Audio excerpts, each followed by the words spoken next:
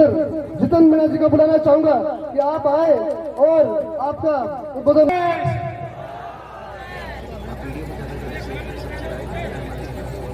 मानगढ़ की भूमि पर शहीद हमारे पुरखों को नमन,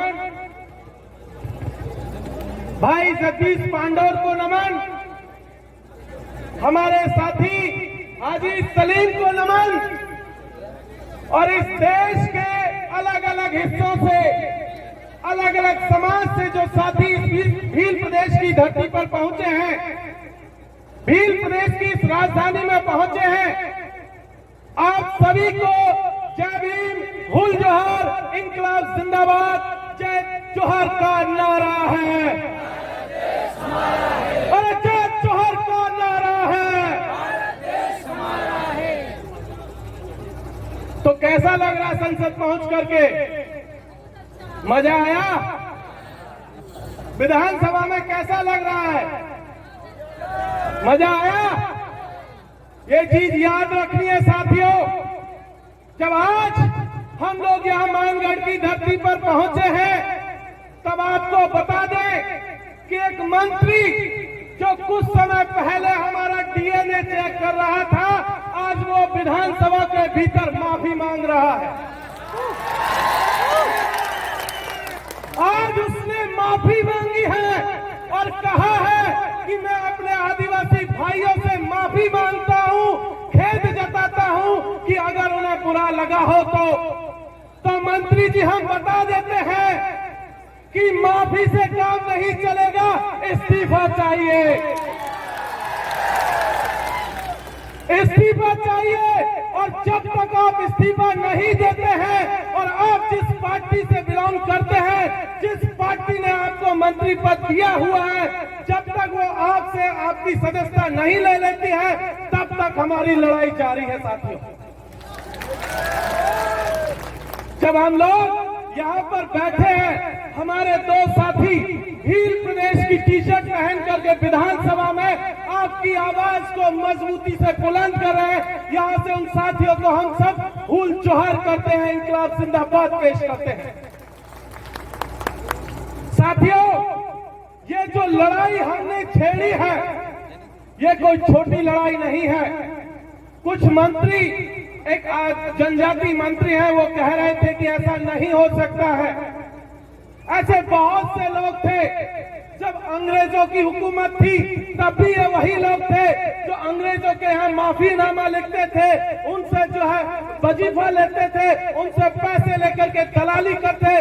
तब इन्होंने कहा था कि अंग्रेजों से आजादी नहीं मिल सकती है, लेकिन हमारे लोगों ने बताया कि अंग्रेजों से आजादी मिल सकती है और उसी तरीके से भील प्रदेश भी मिलकर के रहेगा।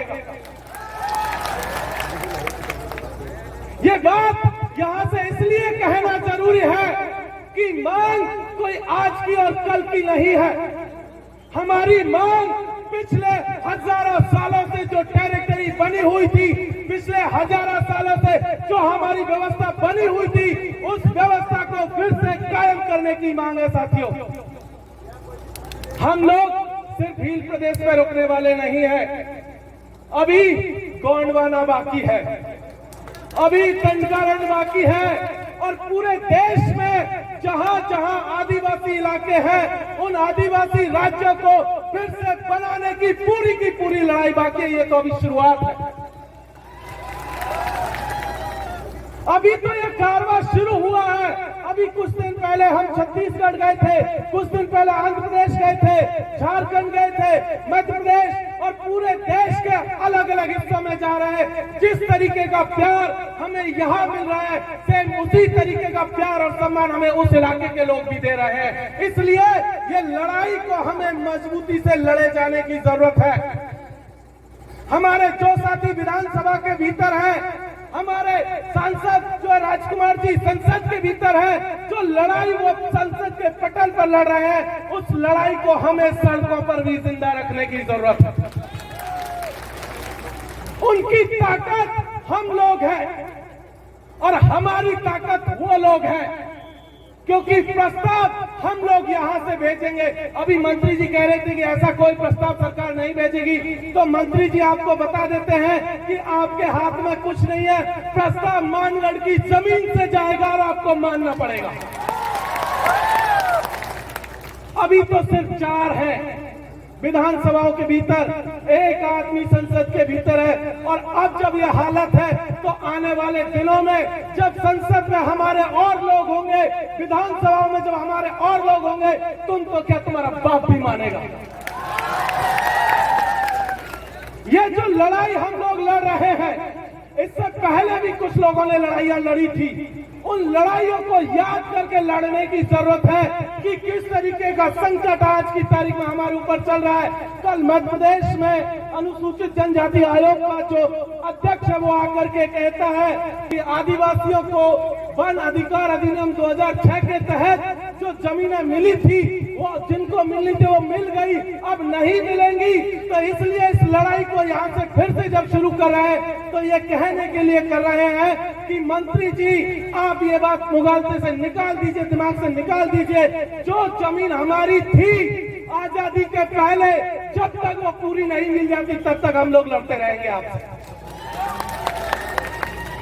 अभी पिछले दिनों उन्होंने टाइगर रिजर्व प्रोजेक्ट के नाम पर राजसमंद में जमीन को लूटने का सिलसिला शुरू किया, पूर्वी राजस्थान में करौली और धौलपुर में लूटने का सिलसिला शुरू किया, झारखंड के पलामू में लूट रहे हैं, देश के अलग अलग हिस्सों में वो जमीन को लूटने की कोशिश कर रहे हैं। तो हमें वहां के साथियों के साथ भी खड़े होने की जरूरत है साथियों।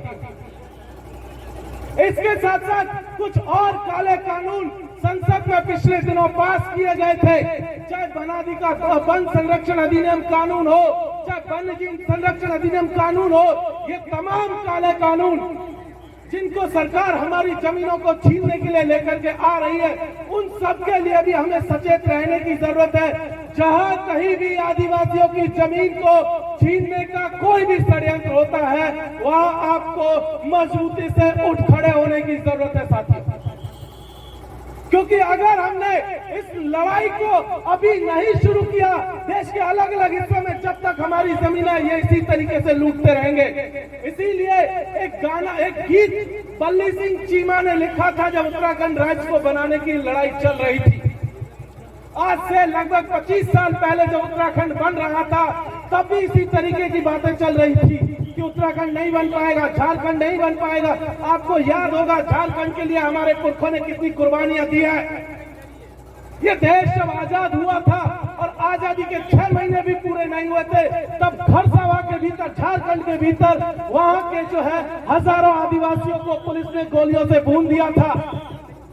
लेकिन वहां के आदिवासियों ने वो लड़ाई लड़ी और उनको जो है लगभग 50 साल बाद जो है उनको अपना राज्य मिला।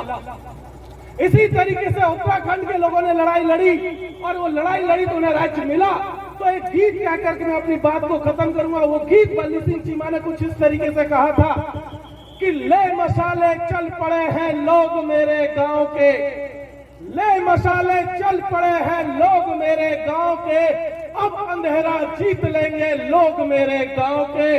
पूछती है झोपड़ी और पूछते हैं खेत की, खेत भी कब तक लुटते रहेंगे लोग मेरे गांव के। साथियों, ये याद रखने की जरूरत है, चाहे खेत हो, चाहे खलियान हो, चाहे स्कूल हो, चाहे कॉलेज हो, चाहे सड़क हो, चाहे संसद हो, जब तक हम लोगों को ये मसाले लेकर के आगे नहीं बढ़ेंगे, हमारी लड़ाई हम नहीं जीत पाएंगे। इसलिए इन तमाम चीजों को याद रखते हुए मैं आप सबसे एक वादा करने आया हूं कि मैं पूर्वी राजस्थान से आता हूं। पूर्वी राजस्थान के लोग आपको टकटकी लगा करके देख रहे हैं कि भील प्रदेश का कारवा जब मानगढ़ से जयपुर जाएगा, भील प्रदेश का कारवा जब मानगढ़ से दिल्ली जाएगा, तो वो लोग भी आपके साथ में आएंगे। पूरा का पूरा पूर्वी राजस्थान आपके साथ आएगा, पूरा का पूरा मीणा समाज आपके साथ आएगा। यही बात कहकर मैं अपनी बात को खत्म करता हूँ। बहुत बहुत शुक्रिया। जय जोहर का नारा है, भारत देश आवाज दो।